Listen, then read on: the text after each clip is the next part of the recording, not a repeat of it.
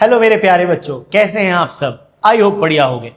बच्चों, आज की जो क्लास है ये बहुत ही इंपॉर्टेंट है। जैसे कि आप देख सकते हैं, आज हम एक बहुत ही इंपॉर्टेंट टॉपिक करने वाले हैं जिसे बोलते हैं ओम्स लॉ। अब ओम्स लॉ बेसिकली क्या बात करता है? अगर ओम्स लॉ को हम देखें, ओम्स लॉ कहता है कि किसी भी कंडक्टर में फ्लो करने वाला करंट, अगर किसी भी कंडक्टर के एंड्स पर आप पोटेंशियल डिफरेंस V लगाते हैं और ऐसा करने में उसमें करंट I फ्लो करता है, तो ओम्स लॉ कहता है कि ये जो करंट I है ये V के यानी अप्लाइड पोटेंशियल के डायरेक्टली प्रोपोर्शनल होगा। इसका मतलब ये है, मान लीजिए अगर मेरे पास ये एक कंडक्टर है, देखिए इससे समझते हैं कि इसका मतलब क्या निकलता है। मान लीजिए ये मेरे पास एक कंडक्टर है, ठीक है, ये मैंने एक कंडक्टर ले लिया। अब इस कंडक्टर के मैं यहां पर दो अलग अलग सिचुएशंस देखता हूं। मान लीजिए मैंने दो अलग अलग सिचुएशंस बना ली। एक केस में इस कंडक्टर के एंड पर मैंने पोटेंशियल डिफरेंस अप्लाई किया 2 वोल्ट का, और मैंने ये पाया कि जो करंट इसमें फ्लो कर रहा है उस करंट I की वैल्यू 2 एम्पेयर निकल करके आती है। अब अगर मैं उसी कंडक्टर के एंड्स पर पोटेंशियल डिफरेंस डबल कर दूं,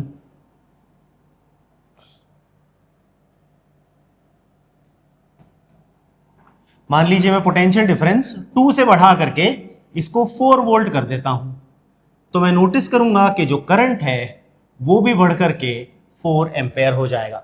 इसका मतलब जब मैंने करंट पोटेंशियल को इंक्रीज किया तो करंट भी इंक्रीज हो गया। इस तरह के रिलेशन को हम बोलते हैं डायरेक्टली प्रोपोर्शनल।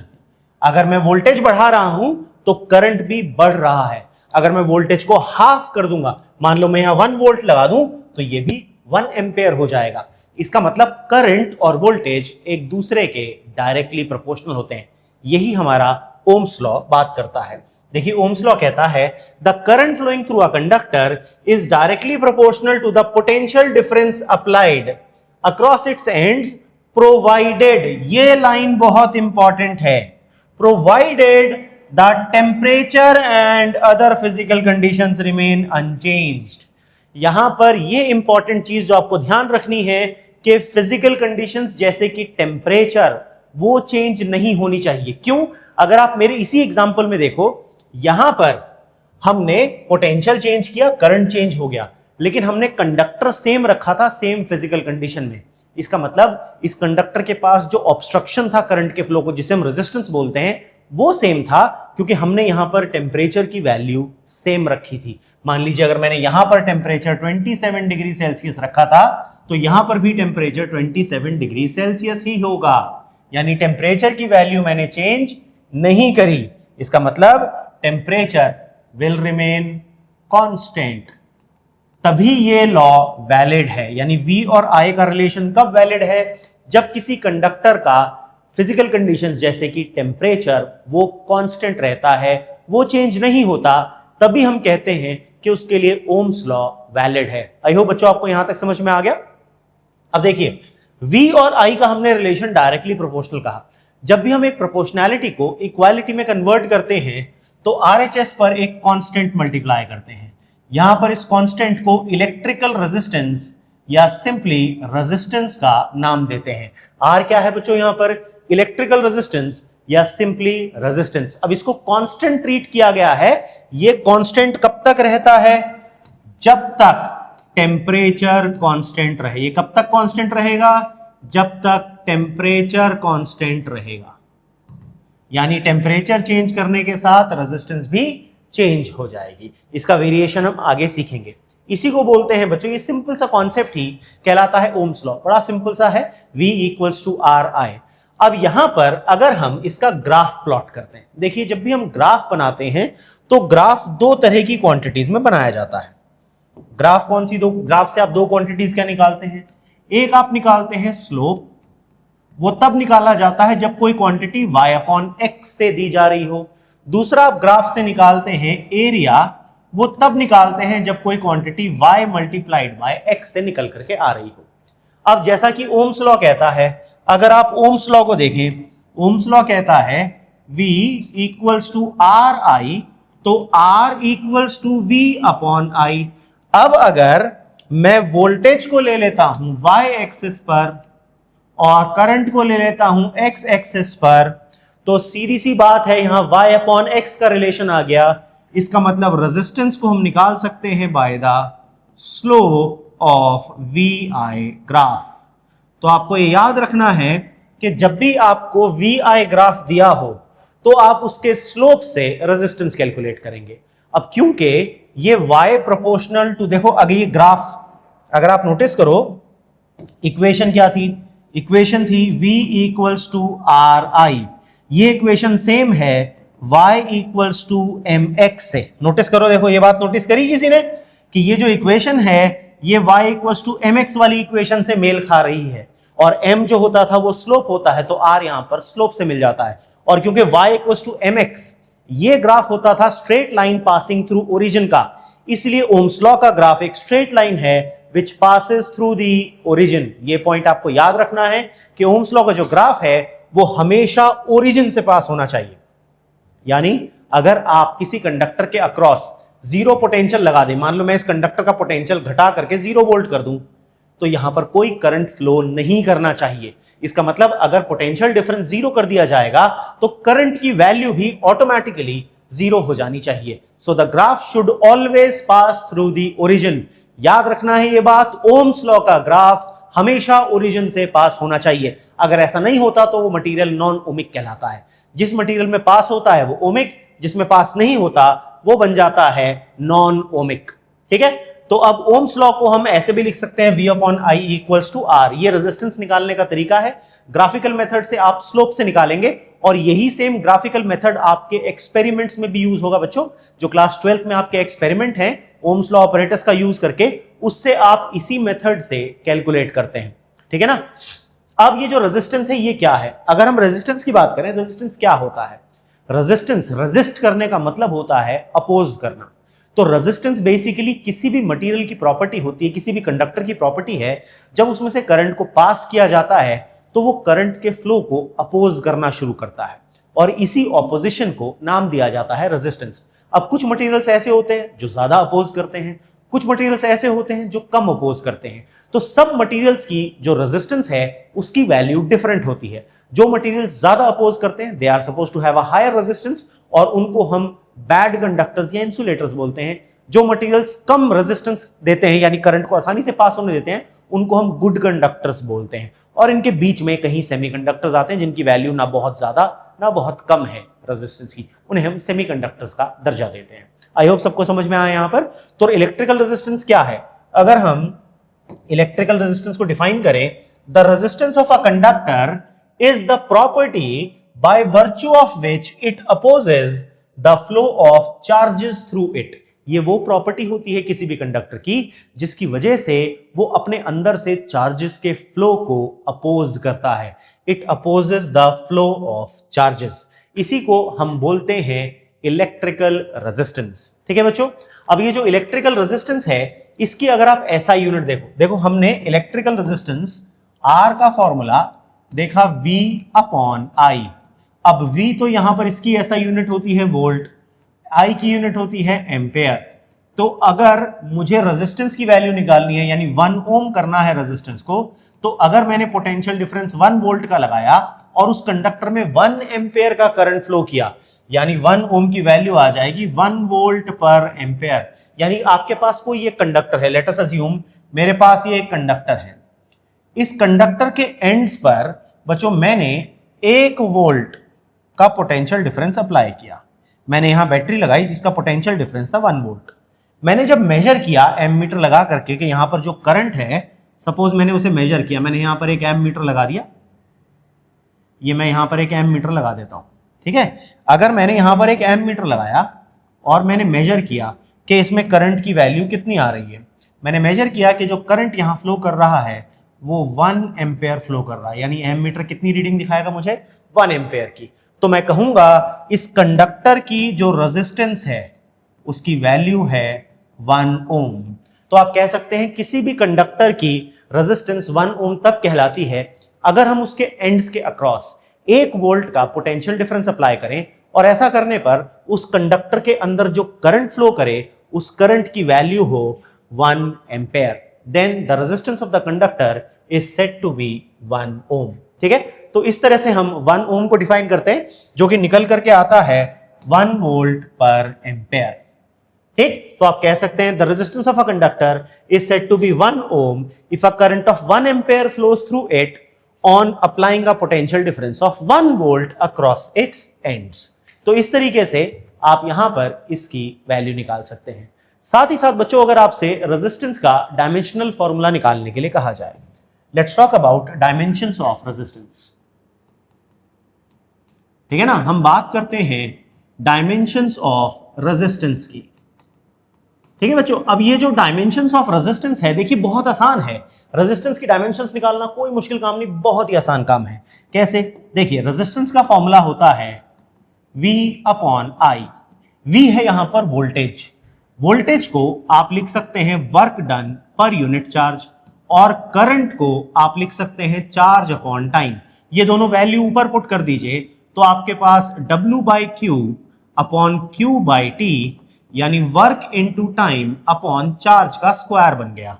तो वर्क का फॉर्मूला होता है बच्चों ml square t minus 2 time के लिए t, और चार्ज का फॉर्मूला at होता है तो a स्क्वायर t स्क्वायर। ठीक है, ये a स्क्वायर ऊपर चला गया, t स्क्वायर ऊपर चला गया, ये -1 प्लस 2 आपके पास हो गया -2 -3, तो आपके पास आ गया ml square t minus 3 a minus 2, which is the dimensional formula for electrical resistance. ठीक है, तो इस तरह से हम रेजिस्टेंस का डायमेंशनल फॉर्मूला निकाल सकते हैं। चलिए अब बात करते हैं मेजरमेंट ऑफ रेजिस्टेंस की, यानी इलेक्ट्रिकल रेजिस्टेंस को हम कैसे मेजर करते हैं। इसके लिए जो अपरेटस है मेजरमेंट ऑफ रेजिस्टेंस का, जो अपरेटस है बच्चों बड़ा ही सिंपल है। यहां पर आप एक रेजिस्टेंस लेंगे जिसकी आपको वैल्यू कैलकुलेट करनी है, और इसके साथ पैरेलल में आप एक वोल्ट मीटर लगा देंगे। देखिए, जो वोल्ट मीटर होता है वो हमेशा पैरेलल में लगाया जाता है, और जो एम मीटर होता है वो हमेशा सीरीज में लगाया जाता है। ठीक, हम यहां पर एक रियोस्टैट लेंगे या वेरिएबल रेजिस्टेंस जिसे बोलते हैं, और इसके साथ कनेक्ट कर देंगे हमारा सेल या बैटरी।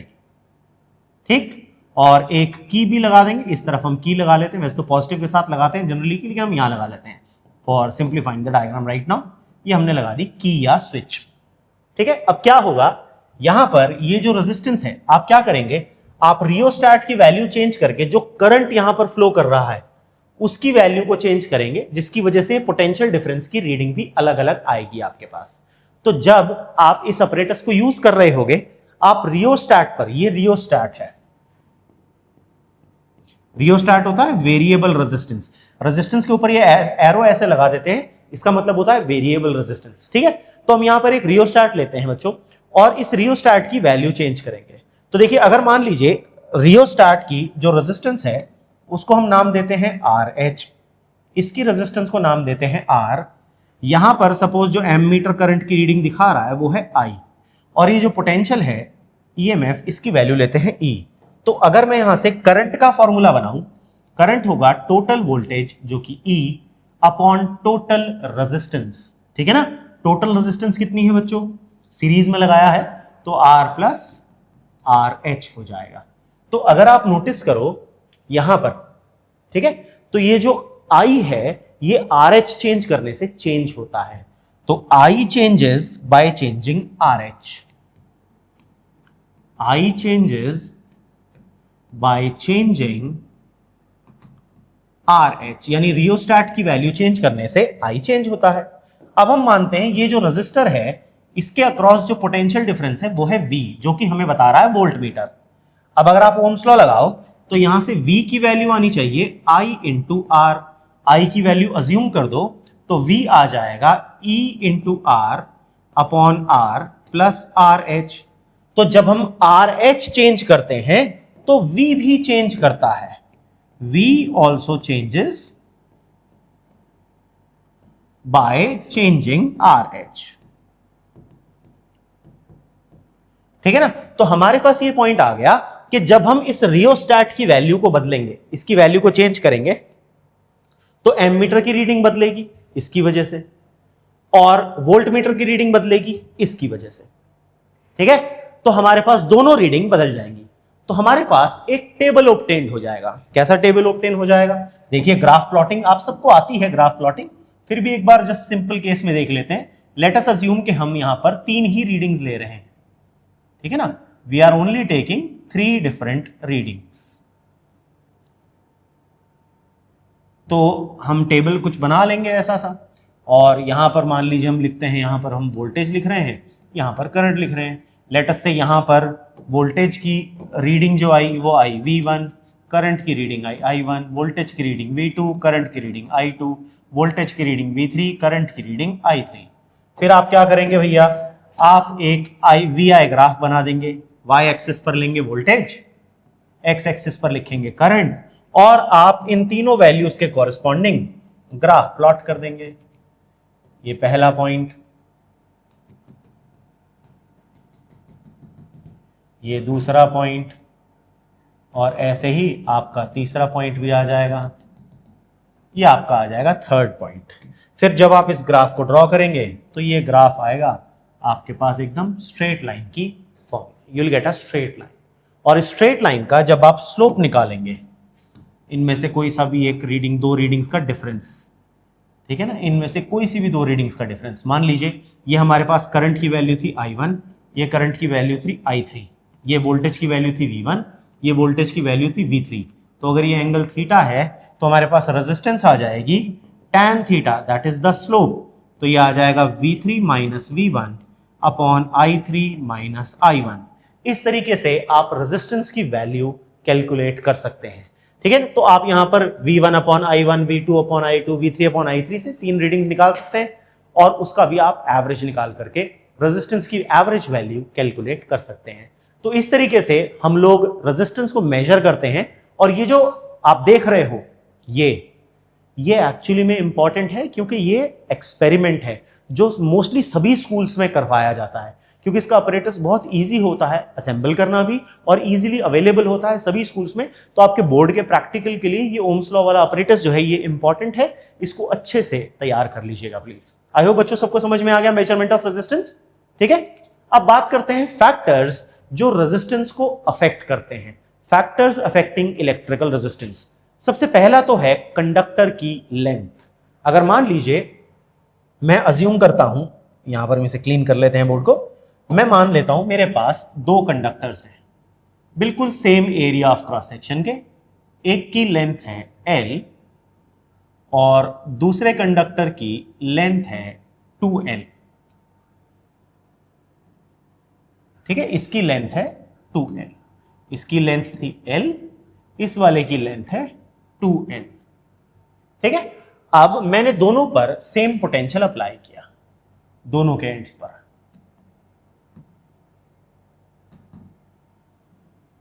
मान लीजिए कितना, लेट अस से 2 वोल्ट, दोनों के एंड्स पर 2 वोल्ट लगा दिया। तो मैंने ये पाया कि अगर इस फर्स्ट वाले में 2 एम्पेयर का करंट जा रहा है तो सेकंड वाले में 1 एम्पेयर का करंट हो गया। इसका मतलब करंट आधा हो गया लेंथ डबल करने से, ठीक। अब अगर आप करंट का फॉर्मूला देखो, I equals to V upon R, voltage तो दोनों के लिए सेम था, लेकिन करंट आधा हो गया क्योंकि लेंथ बढ़ा दी थी। इसका मतलब लेंथ बढ़ने से क्या बढ़ा होगा, रेजिस्टेंस बढ़ी होगी, जिसकी वजह से करंट आधा हो गया। तो हमने ये पाया कि जो लेंथ है किसी भी कंडक्टर की, वो रेजिस्टेंस को डायरेक्टली अफेक्ट करती है। यानी अगर मैं यहां पर लेंथ डबल कर रहा हूं तो डेफिनेटली रेजिस्टेंस डबल हो गई होगी, जिसकी वजह से करंट हाफ हो गया, ठीक। तो यहां पर रेजिस्टेंस और लेंथ का जो रिलेशन निकल करके आता है वो डायरेक्टली प्रोपोर्शनल आता है। यानी अगर आप कंडक्टर की लंबाई को डबल कर देंगे तो रेजिस्टेंस डबल हो जाएगी, अगर कंडक्टर की लंबाई को 1/4 कर देंगे तो रेजिस्टेंस 1/4 हो जाएगी। आई होप सबको समझ में आया। सेकंड पॉइंट है एरिया ऑफ क्रॉस सेक्शन। आइए इसको भी समझते हैं। मान लीजिए मेरे पास 2 कंडक्टर हैं, दोनों की लंबाई बिल्कुल सेम,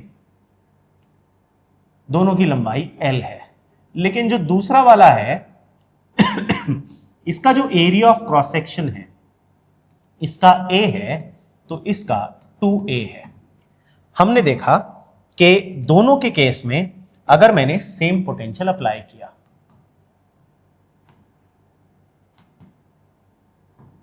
इस पर भी 2 वोल्ट, इस पर भी 2 वोल्ट। तो मैंने पाया अगर पहले वाले में 2 एम्पेयर का करंट गया तो दूसरे वाले में 4 एम्पेयर का करंट गया। मैंने क्या डबल किया था? एरिया ऑफ क्रॉस सेक्शन, और उसकी वजह से क्या डबल हो गया? करंट। इसका मतलब यह है अगर आप वोल्टेज तो सेम लगाया दोनों पर, I equals to V upon R, V की वैल्यू तो सेम है दोनों के लिए।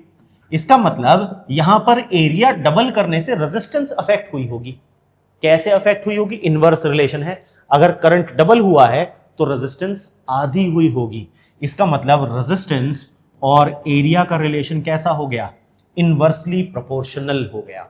ठीक, तो रेजिस्टेंस जो है किसी भी कंडक्टर की वो घट जाती है अगर हम कंडक्टर को चौड़ा कर देते हैं, यानी उसका area of cross section increase कर देते हैं तो उसकी रेजिस्टेंस कम हो जाती है। तो रेजिस्टेंस और एरिया ऑफ क्रॉस सेक्शन का रिलेशन आ जाता है इनवर्सली प्रोपोर्शनल। आई होप बच्चों यहां तक आपको समझ में आ गया। चलिए अगला देखते हैं, नेचर ऑफ मटेरियल, यानी किसी भी कंडक्टर की जो नेचर ऑफ मटेरियल है वो भी अफेक्ट करती है उसकी रेजिस्टेंस को। जैसे अगर सिल्वर को कहें, सिल्वर एक बहुत अच्छा कंडक्टर है, तो अगर मैं दो बिल्कुल एक जैसी वायर ले लूं, दोनों बिल्कुल एक जैसी, यानी दोनों की लेंथ सेम, दोनों का एरिया सेम, लेकिन एक मैं लूं कॉपर की और दूसरी लूं सिल्वर की, तो मैं पाऊंगा जो सिल्वर वाली है उसकी रेजिस्टेंस कम है, क्योंकि सिल्वर कॉपर से ज्यादा बेटर कंडक्टर है। तो यहां पर मैंने कुछ चेंज नहीं किया, मैंने लेंथ सेम रखी, मैंने area of cross section same रखा, तो वो पहले दोनों वाले पॉइंट्स तो नेगेट हो गए, वो तो खत्म हो गए, नल एंड वॉइड हो गए, क्योंकि दोनों के लिए सेम है वैल्यू। यहां पर चेंज क्या किया गया? यहां पर चेंज किया गया नेचर ऑफ मटेरियल। तो जब हम नेचर ऑफ मटेरियल बदलते हैं उससे भी रेजिस्टेंस अफेक्ट होती है। तो अगर हम तीनों पॉइंट्स को कंबाइन कर दें तो मैं कह सकता हूं R proportional to L upon A, और इस प्रोपोर्शनैलिटी को जब हम इक्वालिटी में कन्वर्ट करते हैं तो RHS पर एक कांस्टेंट मल्टीप्लाई करते हैं रो। इस कांस्टेंट को बच्चों बोलते हैं स्पेसिफिक रेजिस्टेंस या रेजिस्टिविटी। इसे बोला जाता है स्पेसिफिक रेजिस्टेंस या रेजिस्टिविटी, इसे बोलते हैं स्पेसिफिक रेजिस्टेंस या रेजिस्टिविटी। ये मटेरियल की रेजिस्टिविटी होती है या इसे हम स्पेसिफिक रेजिस्टेंस भी बोलते हैं, और ये नेचर ऑफ मटेरियल पर डिपेंड करती है, मटेरियल्स के लिए उसके टेम्परेचर पर डिपेंड करती है, ठीक है ना, लेकिन ये उसकी डायमेंशन से इंडिपेंडेंट होती है। ये जो रेजिस्टिविटी है ये साइज के ऊपर डिपेंड नहीं करती, यानी अगर मैं कंडक्टर को लंबा कर दूं, चौड़ा कर दूं, मान लो दो कंडक्टर है मेरे पास, एक की लेंथ L है, दूसरे की लेंथ 2L है, दोनों कॉपर के हैं, तो दोनों की रेजिस्टिविटी सेम होगी, रेजिस्टेंस अलग अलग होंगी, क्योंकि resistance is the property of the conductor, resistivity is the property of the material. ये बात याद रखने की है। देखो, जो रेजिस्टेंस है वो प्रॉपर्टी ऑफ कंडक्टर होती है, लंबाई चौड़ाई बढ़ाओगे घटाओगे उससे रेजिस्टेंस चेंज होगी, लेकिन रेजिस्टिविटी मटेरियल की प्रॉपर्टी है। तो रेजिस्टिविटी या तो नेचर ऑफ मटेरियल बदलने से बदलती है या उसका टेम्परेचर चेंज करने से चेंज होती है, डायमेंशंस के ऊपर डिपेंड नहीं करती, it is independent of dimensions. बच्चों आई होप आपको ओम्स लॉ अच्छे से समझ में आया होगा। अगर आपको मजा आ रहा है फिजिक्स पढ़ने में तो प्लीज पहले तो अपना प्यार कमेंट्स में जरूर दीजिए, चैनल को सब्सक्राइब करिए और अपने दोस्तों के साथ इस वीडियो को शेयर करिए। मिलते हैं अगली वीडियो में, तब तक के लिए जय हिंद।